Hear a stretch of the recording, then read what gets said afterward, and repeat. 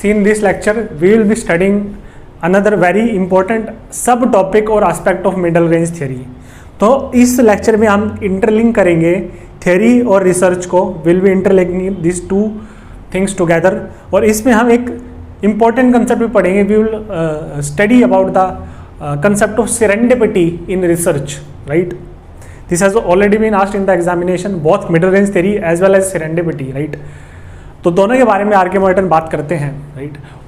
Are के Merton link करते हैं थ्योरी और रिसर्च को और इंटरकनेक्ट करते हैं दोनों को, राइट।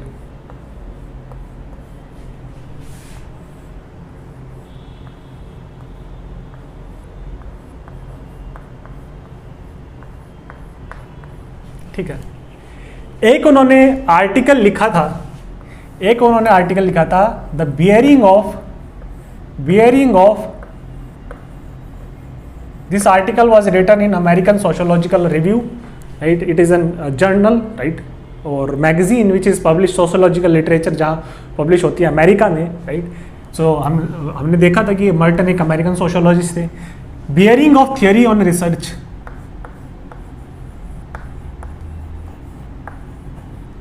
राइट, मतलब थियोरी रिसर्च को कैसे इन्फ्लुएंस करती है, राइट। तो इसमें हम देख सकते हैं कि जो थियोरी है, थियोरी की वजह से क्या है, रिसर्च इनिशिएट होती है, right. The research is initiated either to, right, this research is initiated to validate the theory, right, और to reject the theory, right, reject the और रिफ्यूट द थियोरी, ठीक है। तो इसको उन्होंने क्या बोला था, when you want to reject और refute this theory should fulfil the principle of falsifiability, right. Falsifiability होनी चाहिए उसमें, राइट। अगर नहीं होगी तो उन्होंने बोला that is a pseudo scientific theory, right, ठीक है। तो थियोरी इनिशिएट करता है रिसर्च को, ठीक है। और रिसर्च पॉसिबल है जब आप थियोरेटिकल बिल्डिंग करोगे, right. So this is how theory, this is the bearing of theory on research. Second वो बात करते हैं कि रिसर्च भी इंपैक्ट करता है, research also impacts theory, right. और उन्होंने बोला कि रिसर्च को खाली पैसिव रोल नहीं देखना चाहिए, राइट। पैसिव रिसर्च को थोड़ा पैसिवली देखा जाता था कि उसका खाली पैसिव रोल है। Passive role is to validate और रिफ्यूट द थियोरी, राइट, और टू इनिशिएट द रिसर्च और वैलिडेट और refute the theory through by generating an hypothesis, right. This is known as deductive reasoning और deductive logic. Deductive reasoning use होनी चाहिए science में, ये Karl popper ने बोला था, राइट, हमने पढ़ा भी था। रादर वो बोलते हैं कि research has very active role to play, right. और बोलते हैं कि research could lead to new theories, right. 4 points देते हैं कि कैसे रिसर्च एक्टिव रोल प्ले करता है और कैसे इन्फ्लुएंस करता है रिसर्च, राइट। और ये जो जब वो रिसर्च की बियरिंग देख रहे हैं थियरी के ऊपर, तो इनका आर्टिकल था bearing of research in on theory. Bearing he says कि how research impacts theory building in sociology, right. Bearing of research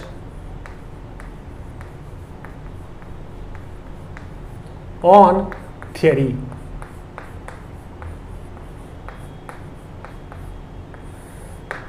ठीक है। तो research could lead to new theories. इन 4 पॉइंट को ही मैं एक्सप्लेन करूंगा and this topic is related to this my explanation of these 4 points, right. तो जब वो बोलते हैं research might lead to new theories, तो वो बात करें सेरेंडिपिटी की, राइट। तो इसमें हम सेरेंडिपिटी के बारे में पढ़ेंगे, राइट। वो बोलते हैं research could also lead to recasting, मतलब थियरी को रिकास्ट किया जा सकता है या फिर रिफॉर्मुलेट मतलब थ्योरी में कुछ उसको चेंजेस लाए जा सकते हैं, राइट। रिकास्ट मतलब आप एक मोल्ड में किसी चीज को कास्ट करें तो आप कंप्लीट डिफरेंट शेप के मोल्ड में कास्ट करें, राइट। तो थ्योरी की कंप्लीट मेटामॉर्फोसिस हो जाएगी, उसका शेप और स्ट्रक्चर चेंज हो जाएगा, इट विल बी रिकास्टेड और it will be reformatted into new shape, right. उसको एक नया डायरेक्शन और ओरिएंटेशन मिलेगा। तो वो रिसर्च के साथ हो सकता है, reformulate the theory. Third point he talks about कि research will leads to new trends in theory building, right। हम पर्टिकुलर बोल रहे हैं, पर्टिकुलर थ्योरी को इंपैक्ट नहीं करेगा, रादर रिसर्च में lead to completely new trends in theory building, right. वो हम देखेंगे कैसे होगा possible.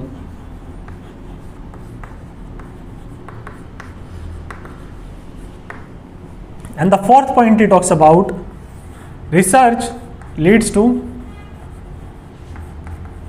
clarification, right, clarification of concepts को और ज़्यादा क्लैरिफाई किया जा सकता है यूजिंग रिसर्च, और इससे क्या होगा, थियरी और ज़्यादा रिफाइन होगी, एंड रिफाइनमेंट ऑफ थियरी, ठीक है। अगर उसको सपोर्टिंग फैक्ट्स मिलेंगे तो थ्योरी और ज़्यादा रिफाइन हो सकती है और ज़्यादा उसके कंसेप्ट्स क्लैरिफाई हो सकते हैं, right. So these are the 4 dimensions. तो सबसे पहले बात करते हैं how does research leads to new theories, ठीक है। और this is the first point. इसमें मर्टन बोलते हैं, सी यहाँ पे मर्टन बात करते हैं कि due to while conducting a research,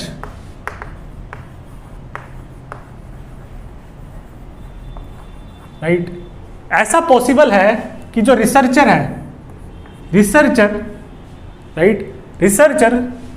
will come across और discover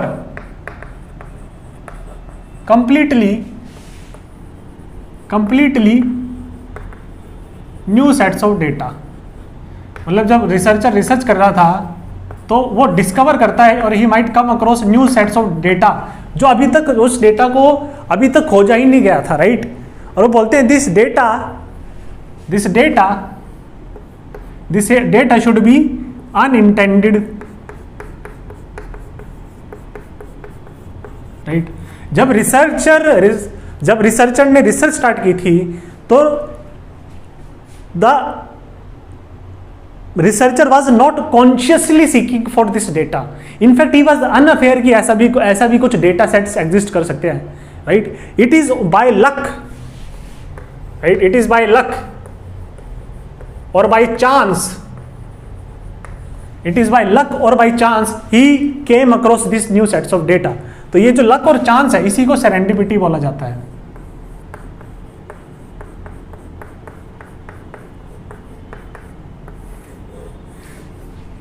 right. So this data should be unintended, right.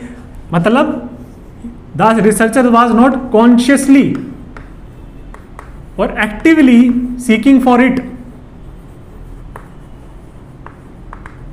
Right. In fact he was unaware as to whether such sets of data exist or not. He was completely unaware, right? So this data should be unintended. क्या कौन से characteristics होने चाहिए data के इसके?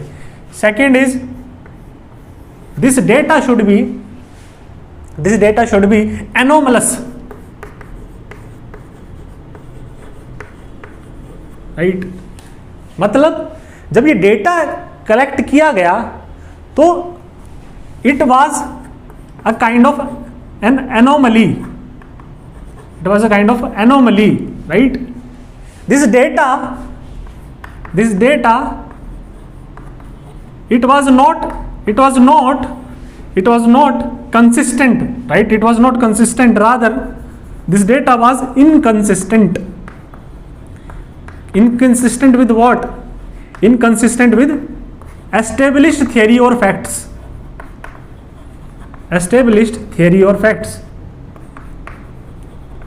जो establish theory थी जिसको आप फॉल्सिफाई करने के लिए आपने हाइपोथेसिस बनाया था, फिर रिसर्च की थी, उसके बाद क्या यू केम अक्रॉस और यू डिस्कवर्ड बाय चांस और by luck this new sets of data, this new patterns of data which you were completely unaware of whether such data exists or not. Since you are unaware of, you were not consciously or actively seeking for it, so it was unintended, right? So all these are characteristics of serendipity. Plus this was anomalous. आपको this लगा कि this is कि ऐसा तो होना ही नहीं चाहिए था, तो this is a kind of anomaly, right? So this data is not consistent with existing theory और एग्जिस्टिंग सेट्स ऑफ डेटा और एस्टेब्लिश्ड थियरी, तो आपको कुछ नई चीज देखने को मिल रही है यहां पे, राइट? एनोमलस डेटा, ठीक है? Plus this should be strategic data, this should be strategic data और फैक्ट्स, मतलब this data should B, this data is not completely random, rather this data could be interconnected, this data could be interconnected और this facts could be interconnected, interlinked, or these facts could be interwoven, right? This could be interweaved to generate new sets of concepts, right? और इसकी वजह से it might lead to a completely new theory, right? तो आप theory 1 से चले, आपने hypothesis बनाया, रिसर्च की, रिसर्च डिजाइन किया, डेटा कलेक्ट किया, डेटा को एनालाइज किया, फिर आप रिजल्ट्स पे पहुंचे, लेकिन इसके दौरान आपको न्यू सेट्स ऑफ डेटा मिल गया which is unintended, anomalous, strategic, right? तो इसकी वजह से क्या है, you were able to formulate a completely new theory. तो इसकी वजह से क्या है, ये क्योंकि ये फॉल्सिफाइबल थी, ये थ्योरी आपने रिसर्च की, you came across new sets of data और आपने अपनी एक नई थ्योरी बना दी, थ्योरी T2। तो इससे क्या ऐसे ही करते करते मल्टीप्लायर चेन इफेक्ट होकर ऐसे ही large sets of theory emerge करेंगी, राइट? और इसी को अगर आप इस थ्योरी को फॉल्सिफाई नहीं कर पाओगे repeated number of times, this theory will get more valid, it will be more closer to truth, it will be more recognized, right? So sociology ऐसे मेच्योरिटी रीच करेगी, ultimately you have to connect this middle range theories together in order to form this one large theory that I was talking about in the last lecture, right? तो ये जो new theory होगी, right, so this is how it is leading to new theory due to serendipity. तो it is by serendipity और by luck और by chance that you came across this theory. और this वो बोलते हैं कि this serendipity, right, this is not sociology, this is serendipity. This serendipity it frequently happens in natural sciences,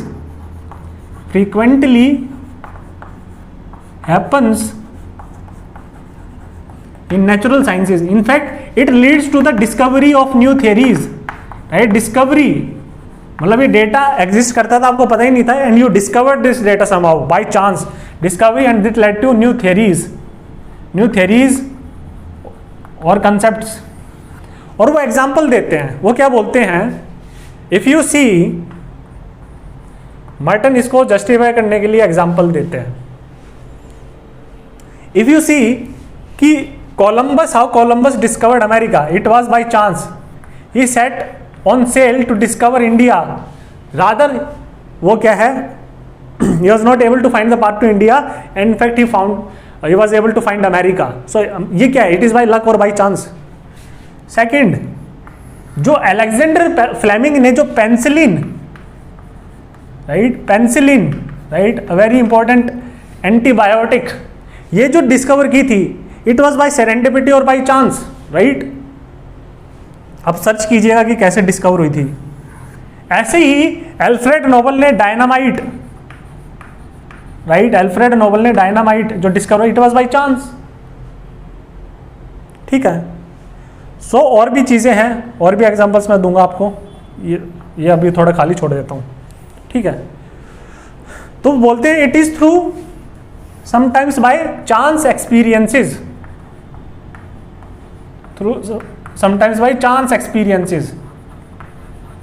you come across these kind of data, इसी data को अगर आप थोड़ा सा एनालाइज करते हो, इंटरलिंक करते हो, then you could come up with that new theory, right, and these are very significant inventions, right, ठीक है।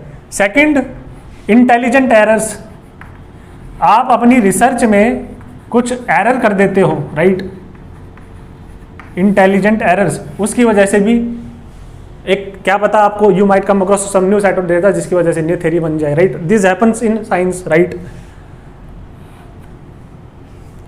Then sometimes this theory is could come in dreams और you could be inspired from scriptures also, right. और यहीं पे मैं link करूंगा fourth वाला point, केक्यूल्स। केक्यूल क्या थे? एक famous, he was a famous chemist, right, जो इन्होंने हेल्प की ऑर्गेनिक केमिस्ट्री की फील्ड को डेवलप करने में।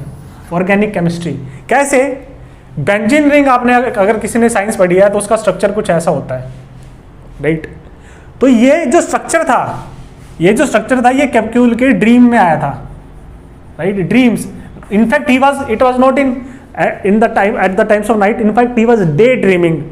सो यू शुड रन, आपके जो थॉट्स हैं they should be let free, right, imaginative, out of the box जिसे बोलते हैं। डे ड्रीम करते रहो कुछ भी रैंडम चीजों के बारे में। अल्टीमेटली क्या बोलते हैं, आप चीजों को डिस्कवर कब करते हो? When you are not actively seeking for it और searching for it, rather sometimes you are sitting idle and this consciousness, sometimes not your intelligence but the underlying consciousness, it will pop up a idea, it will come out of nowhere and then you have to pursue this idea, right। तो वो क्या, he was daydreaming, ultimately वो क्या कर रहे थे, सोच रहे थे कि जो कार्बन है उसकी डिफरेंट चेन्स को कैसे लिंक किया जाए। तो ultimately he kind of daydreamed की एक ऐसा स्नेक है, right, a snake, it is like a folded, wherein जो स्नेक की जो टेल है और जो माउथ है वो आपस में क्या है, इंटरलिंक्ड है, राइट। दिस स्नेक, जो टेल और माउथ इंटरलिंक्ड है, it is forming a close loop. यहां से उनका एक जो क्लोज, ये जो बेंजीन के स्ट्रक्चर का यहां से आइडिया आया था, राइट। और ऐसे ही रामानुजम, अ ग्रेट मैथमेटिशियन, वो बोलते थे कि जो मेरी जो इक्वेशंस जो मुझे पता चलती थी वो मुझे ड्रीम्स में पता चलती थी, राइट, देवी आके मुझे बताती थी। तो ऐसा हो सकता है कि उनकी consciousness after certain point of time has reached certain high levels of consciousness, और in certain unconsciousness when he is not actively searching for it, these ideas are popping up, right. तो कभी कभी ये बोला जाता है राइटर्स को और राइटिंग नॉवेल्स कि you should not actively be searching for ideas, they should be randomly popping up from your consciousness when you are not actively searching for it. तो it is a kind of unintelligent behavior, intelligence नहीं है, this is consciousness। फिर इस idea को आप जब pursue करोगे, इसको रिफाइन करोगे, then comes your intelligence, right? तो ऐसा हो सकता है, this might be possible, yes reach higher levels of consciousness। और हमारे जो पहले जो साधु वगैरह थे, right, they were basically what they were doing through yoga and through meditation, तपस्या के थ्रू क्या कर रहे थे वो, क्या completely they were let going their ego, completely they wanted to reach और to get one with their consciousness, to understand their consciousness, right. So this consciousness sometimes prop up these ideas out of nowhere, or they will become your if you actually then start pursuing them, then you will if you able to refine them, interlink them, then you will come up some really formidable hypothesis which you could be leading to a new theory, right। ठीक है। सो अगर आप link करना चाहो इसको तो link कर सकते हो epistemological anarchism.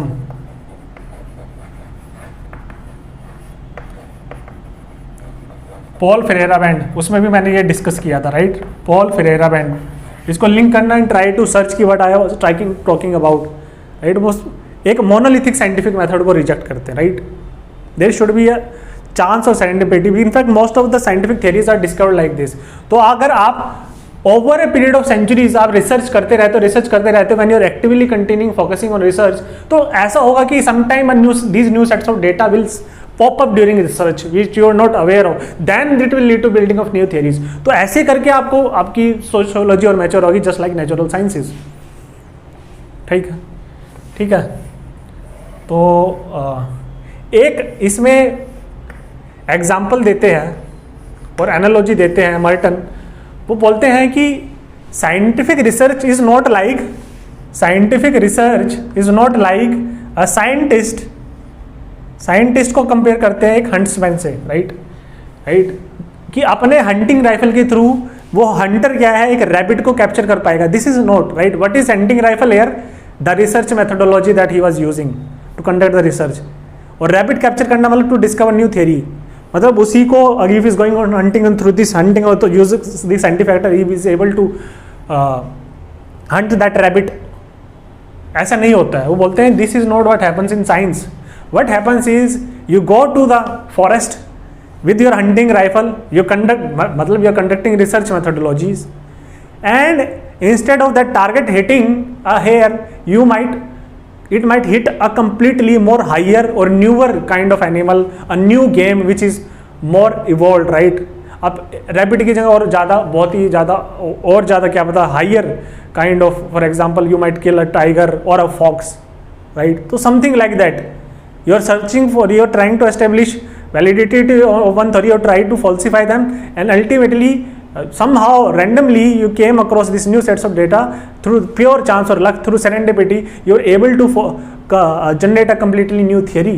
And this is how theory, research, theory, research, theory, this is how cumulatively multiplier effect होके sociology का emergence होगा as a more mature discipline. So it is going to take time, or it is going to take centuries and lots of research until sociology will be able to reach that kind of maturity. तब आप compare करो उसको natural sciences से। और ultimately जैसे physics में Einstein unified field theory बनाना चाह रहे थे, एक सिंगल थ्योरी से सारी चीज़ें एक्सप्लेन कर रहे थे, ऐसे आप अल्टीमेटली मिडल थ्योरीज को इंटरकनेक्ट करके हायर लेवल ऑफ एब्स्ट्रैक्शन देख के एक सिंगल ग्रैंड यूनिवर्सल थ्योरी जो हर काइंड की सोशल रियलिटी एक्सप्लेन करे, वो पॉसिबल हो सकता है। तो this is completely contrasting to Parsonian approach, right. The second point that I want to talk about is research leads to recasting, right? Recast or reformulation of theory. Research recast or reformulation of theory.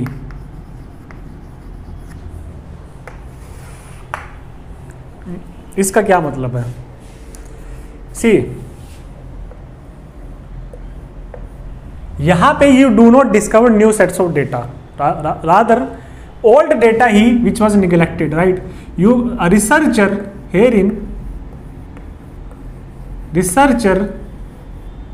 he comes across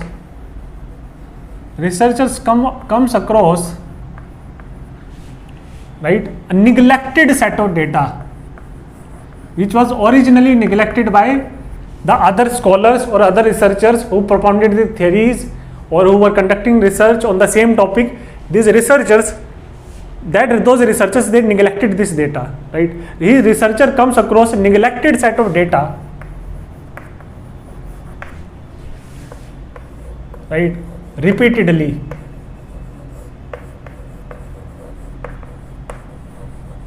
right? So originally this set of data, originally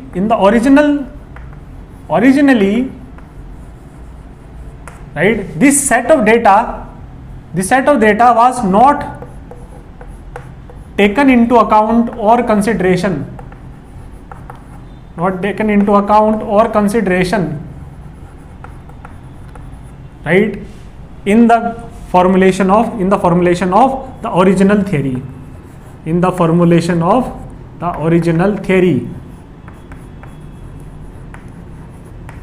जो original theory बनाई गई थी उसमें जब data को और facts को interlink किया गया था, देन आपने कंसेप्ट्स बनाए थे, एब्स्ट्रैक्शन किया था, एम्पिरिकल जनरलाइजेशन किया था, then you came up with that middle range theory. उसमें these some sets of data they were neglected, right, they were not taken into consideration, right, that is they were not used or they were neglected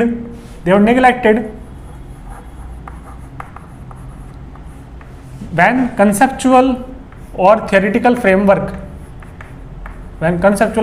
framework was built, right.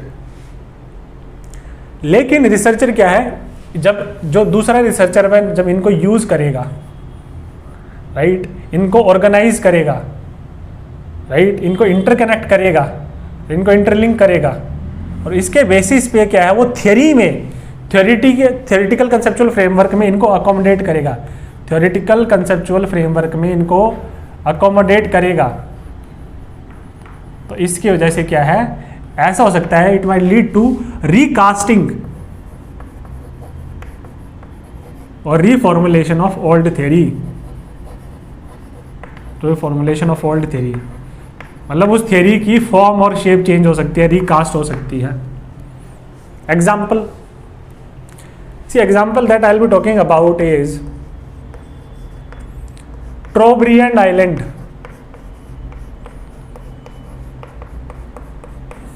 Trobriand Island, right, Trobriand Island में जो tribals है उनकी study की थी। This is located in Papua New Guinea in Pacific, PNG में located है। तो James Frazier ने इससे सबसे पहले इनके बारे में पढ़ा था, इनको एंथ्रोपोलॉजिस्ट इन्होंने इनको रिसर्च किया था, और वो बोलते हैं कि ये क्या है, ट्रोब्रियंड आइलैंड्स ये क्या मैजिक यूज करते हैं, राइट, मैजिक और रिचुअल्स यूज करते हैं, right, some sort of magic they use, right, a very primitive form of religion, they use some kind of rituals they conduct, right। और इनको इन्होंने क्या बोला, इनको इन्होंने बोला कि these kind of rituals और magic, right, this is completely irrational, इनकी कोई यूटिलिटी नहीं है। हमने पढ़ा था R.K. मार्टन का, जब हम फंक्शनल एनालिसिस कर रहे थे, फंक्शनल पैराडाइम पढ़ रहे थे, तो जब हम लेटेंट फंक्शंस की बात कर रहे थे तब हमने सेम कंसेप्ट यही देखा था, right, these are irrational, right, these are based on spurious science, they have no utility as such, right, they are never practically useful for people, whereas इसी को जब मालिनोस्की पढ़ते हैं, राइट, और मार्टिन इस एग्जाम्पल को कोट करते हैं कि when Malinowski studies the same thing, right, Trobriand Island और इनका, देन ही comes across this new set of data, और उसमें ये बोलते हैं, ये एक नया वेरिएबल लिखते हैं, इन न्यू सेट्स ऑफ डेटा की बेसिस पे एक नया वेरिएबल लेके आते हैं, राइट, एक नया डायमेंशन लेके आते हैं इस थ्योरी में, राइट, और बोलते हैं कि when is this rituals, right, rituals और मैजिक, राइट, और on what occasion this magic और रिचुअल्स आर कंडक्टेड, राइट, कब इनको कंडक्ट किया जाता है। तो बोलते हैं these are not conducted, right. For example, जब फिशरमैन, राइट, पैसिफिक था, फिश, राइट, ज्योग्राफी ऐसी थी कि fish is a main source of food, तो जब वो लगून्स में फिशिंग करते हैं, right, that is shallow waters में फिशिंग करते हैं, शैलो सीज में वाटर्स में फिशिंग करते हैं, तब जब इस फिशिंग ट्रिप और इस फिशिंग एक्सपीडिशन पे जाने से पहले कोई मैजिक और कोई रिचुअल परफॉर्म नहीं किया जाता, राइट।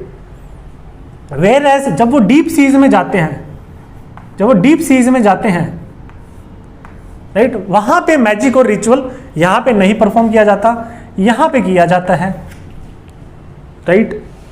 तो ऐसा क्यों है, तो बोलते हैं कि यहां पे क्या है, उनके पास उनकी जो टेक्नोलॉजी ऐसी है, या उनकी स्किल्स ऐसी है, या उनकी कैपेबिलिटीज ऐसी है कि दे नो कि these are relatively safer stretch of waters, जहां पे they could catch a plenty of fish, right.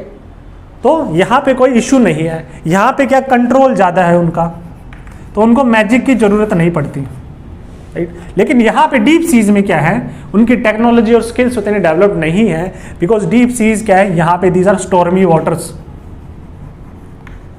Right.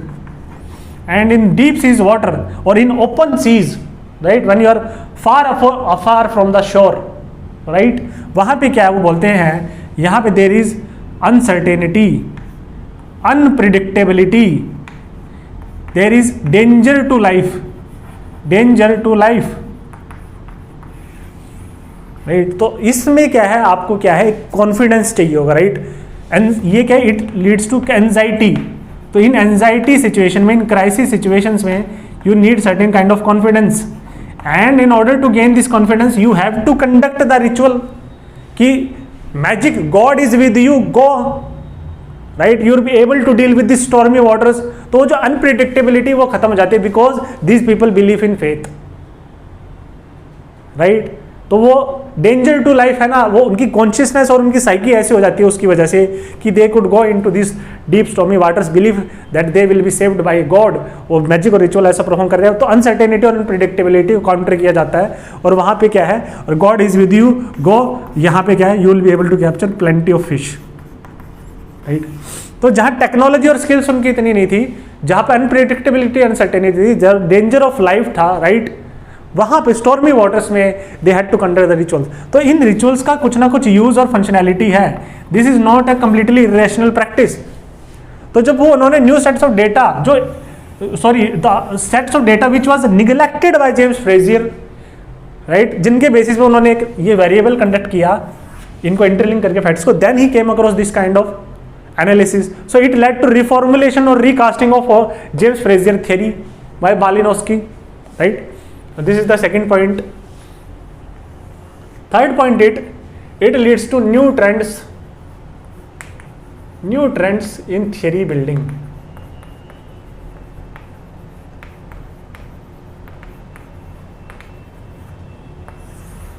ये कैसे? सी मर्टन बोलते हैं कि new research tools, new and powerful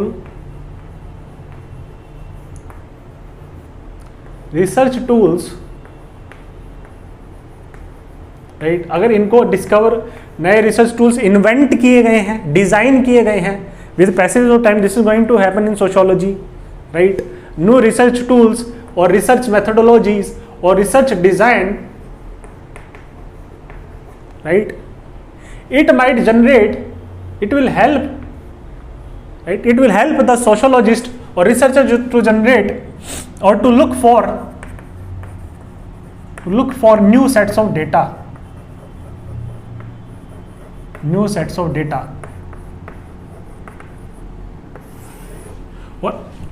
which were previously unavailable, क्योंकि उस टाइम पे आपकी जो रिसर्च मेथोडोलॉजी थी, रिसर्च टाइम डिजाइन और research tools, they were not that developed. लेकिन with new and powerful research tools, with development and maturity of this new and research powerful tools, what will happen, you will continuously be able to discover new sets of data, right. और a good theory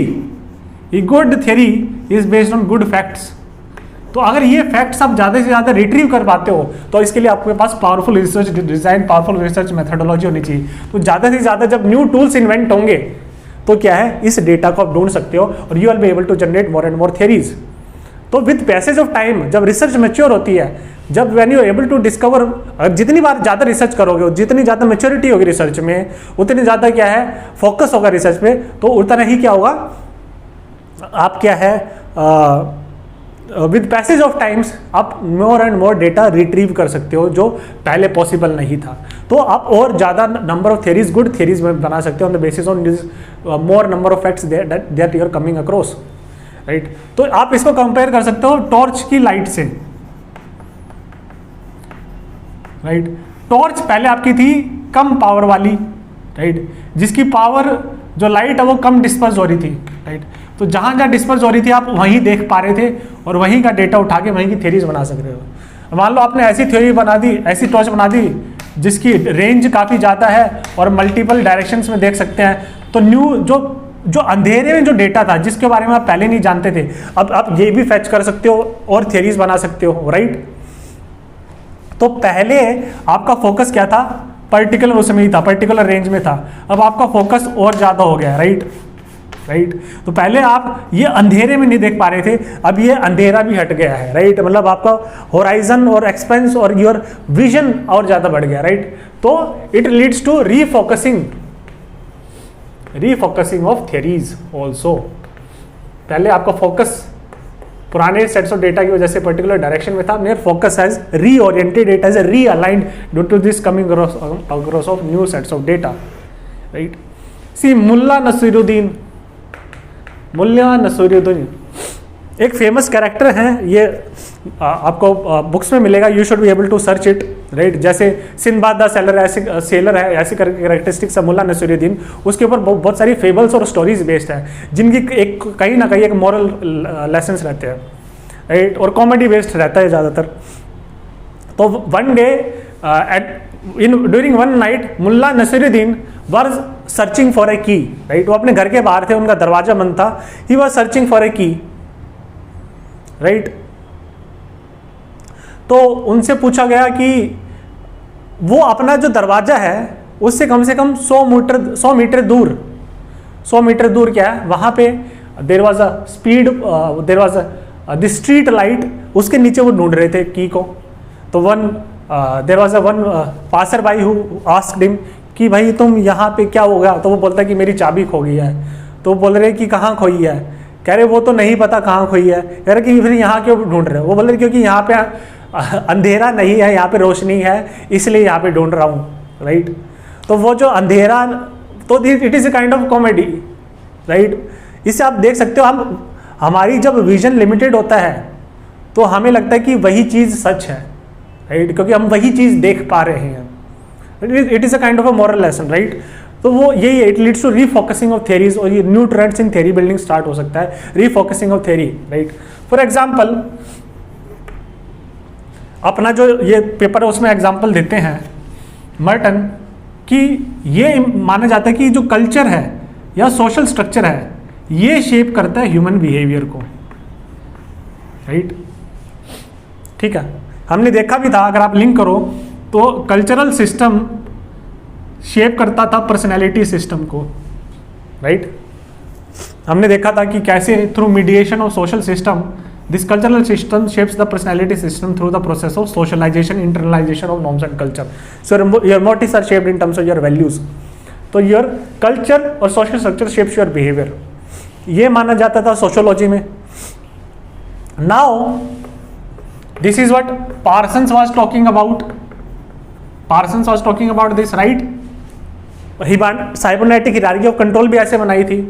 तो it was not organismic system, it was not organismic system which was shaping the personality system, right, क्योंकि personality system higher था hierarchy में, personality system was controlling the organic system. लेकिन with new research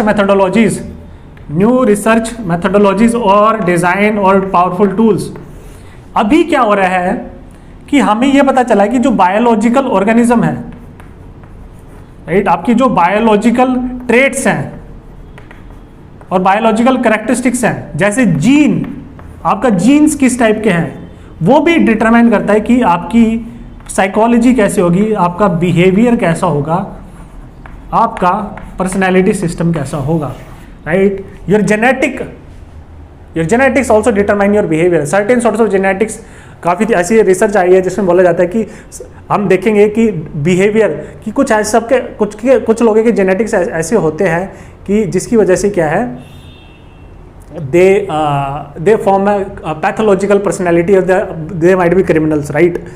तो ये हुआ है with jeans shape करते हैं। तो ये कैसे पता चला है, सी न्यू रिसर्च जीनोमिक सीक्वेंसेस हुई है, उससे पता चल रहा है ये सब कि आपका क्या है बायोलॉजिकल ऑर्गेनिज्म।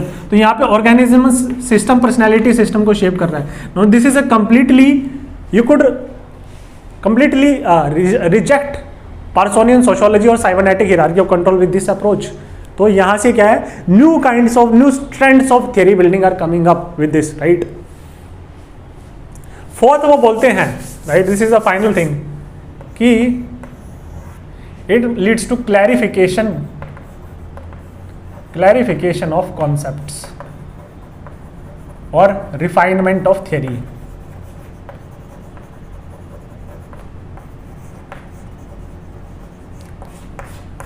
राइट।